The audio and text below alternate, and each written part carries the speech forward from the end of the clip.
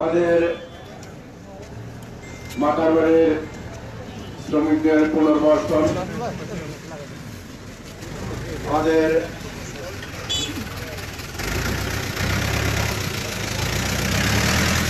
এককালীন অনুদান, এই অনুদানের জন্য 2,20,000 টাকা করে কেন্দ্রীয় সংস্থা কর্তৃক দেওয়ার পর বন্ধ হয়ে যাওয়ার কারণে মানুষের ক্ষুব্ধ প্রতিক্রিয়া, মানুষের গুটি কয়েক মানুষকে দিয়ে বাকি অংশকে না দেওয়ার যে হীন পায়তারা, এসবের বিরুদ্ধে মাতারবাড়ির আবাল বৃদ্ধ বনিতা, মাতারবাড়ির ক্ষতিগ্রস্ত জমির মালিক, ছাত্র সমাজ, যুব সমাজ, আমার শ্রমিক সমাজ সহ প্রিয় মুরব্বীগণ, প্রশাসনের কর্মকর্তাবৃন্দ, ইলেকট্রনিক মিডিয়া, প্রিন্ট মিডিয়া, দায়িত্বপ্রাপ্ত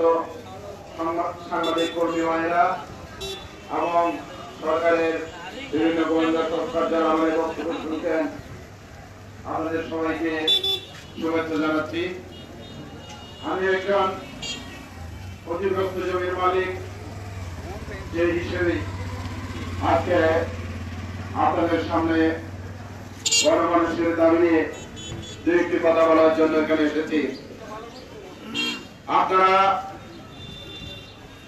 জানেন যে আমাদের মাননীয় প্রধানমন্ত্রী, আমাদের প্রিয় নেত্রী জননেত্রী শেখ হাসিনার আহ্বানে সাড়া দিয়ে সারা বাংলাদেশকে আলোকিত করার জন্য আমরা আমাদের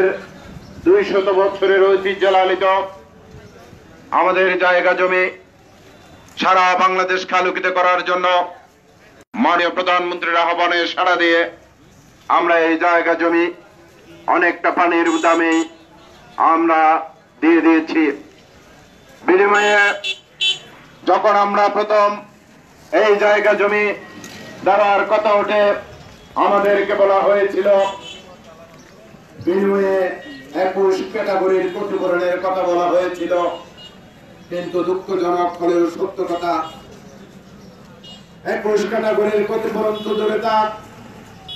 একটা ক্যাটাগরির ক্ষতিপূরণ দিতেই তারা হিমশিম খাচ্ছে, আর বাকি 20 ক্যাটাগরির কি অবস্থা আল্লাহ জানে। আমরা জানি, আমরা ইতিমধ্যে যেখানে গেছি বিগত সময়ে এই প্রকল্পের আমাদের উত্তর পাশের প্রকল্পের মৌজারে বাড়ানোর জন্য ডিসি অফিসে যে একটা মিটিং হয়েছিল, সেখানে আমাদের এখানে যারা নেতৃবৃন্দরা আছেন, বশির ভাই, কাউসার ভাই সহ যারা এখানে উপস্থিত রয়েছেন, অনেকেই ছিলেন। সেদিন বক্তব্য রেখেছিলাম এবং মৌজারেটের যে যুক্তিযুক্ত দাবি সেটা ওনাদের সামনে উপস্থাপন করেছিলাম এবং আমাদের পরবর্তী সময়ে তৎকালীন ডিসি আলী হোসেন সাহেব আমাদেরকে ডেকে নিয়ে রুমে ঢুকিয়ে মাননীয় এমপি মহোদয়, কক্সবাজার জেলা আওয়ামী লীগের সাবেক সভাপতি, বর্তমানে কেন্দ্রীয় আওয়ামী লীগের ধর্ম বিষয়ক সম্পাদক অ্যাডভোকেট সিরাজুল মুর্তজা সহ সবাই উপস্থিত থেকেই তৎকালীন ডিসি আলী হোসেন সাহেব একটি মেইল পাঠিয়েছিলেন ভূমি মন্ত্রণালয়ে, প্রধানমন্ত্রীর কার্যালয়ে।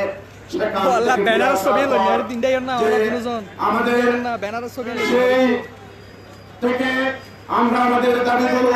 পর্যায়ক্রমে উপস্থাপন করেছি এবং আমরা অনেকটা একর প্রতি 33 লাখ টাকার কিছু বেশি টাকা আমাদেরকে দেওয়া হয়েছিল। সংগ্রামী উপস্থিতি, আমাদের প্রিয় ক্ষতিগ্রস্ত জমির মালিকগণ, শ্রমিকগণ, পেশাজীবীগণ, আপনাদের উদ্দেশ্যে একটা কথাই বলতে চাই যে আমরা যখনই আমাদের কিছু পাওয়ার জন্য, এলাকার ক্ষতিগ্রস্ত মানুষদেরকে কিছু দেওয়ার জন্য আমরা যখনই যে উঠে পড়ে লেগেছি, ঠিক তখনই কিছু কুচক্রী মহল তাদের আখের গোছানোর জন্য 23 কোটি টাকার মতো দুর্নীতির রাহুগ্রাসে ফেলে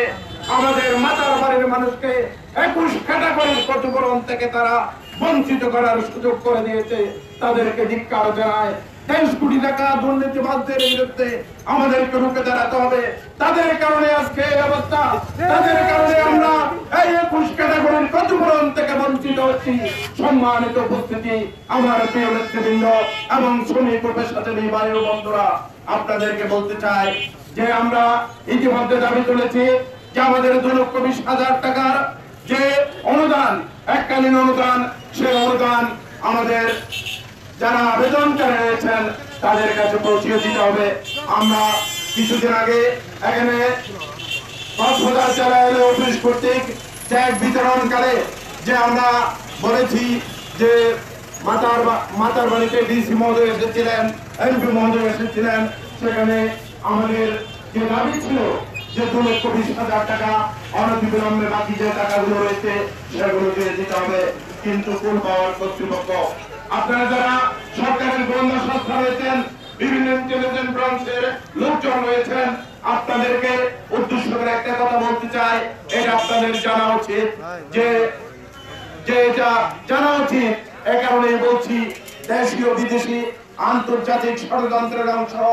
অংশ হিসেবে মাননীয় প্রধানমন্ত্রীর মেগা প্রকল্পগুলো যেন বাস্তবায়ন হতে না পারে সে ব্যাপারে সংশ্লিষ্ট গোষ্ঠী তৎপর রয়েছে। আমাদের সন্দেহ হচ্ছে যে সাধারণ মানুষের এই পাওয়াটুকু নিয়ে যখন তারা ছিনিমিনি গেলে এর চেয়ে বড় কিছু হলে নিশ্চয়ই তারা এখানে বড় ধরনের একটা অঘটন ঘটাতে পারে, যে তারা বিএনপি জামায়াতের মদত পুষ্ট এজেন্ট কিনা, দেশীয় আন্তর্জাতিক চক্রান্তের এজেন্ট কিনা। গোয়েন্দা সংস্থার প্রতি আহ্বান জানাবো, তাদের খতিয়ে দেখা হোক। যাদের দায়িত্ব দিয়েছে কোন পাওয়ার কর্তৃপক্ষ, মাননীয় সরকার বাহাদুর যাদেরকে দায়িত্ব দিয়েছে সাধারণ মানুষকে টাকা দেওয়ার জন্য, ইতিমধ্যে মাননীয় প্রধানমন্ত্রী ঘোষণা করেছেন যে আমার এলাকার মানুষ যাদের কাছ থেকে আমি জমি নিয়েছি তারা যদি টাকা না পায়, আপনারা যদি টাকা দিতে না পারেন আমাকে বলুন, আমি তাদেরকে টাকা দিব। যেখানে মাননীয় প্রধানমন্ত্রী যেখানে টাকা দেওয়ার কথা বলেন, মানুষের পুনর্বাসন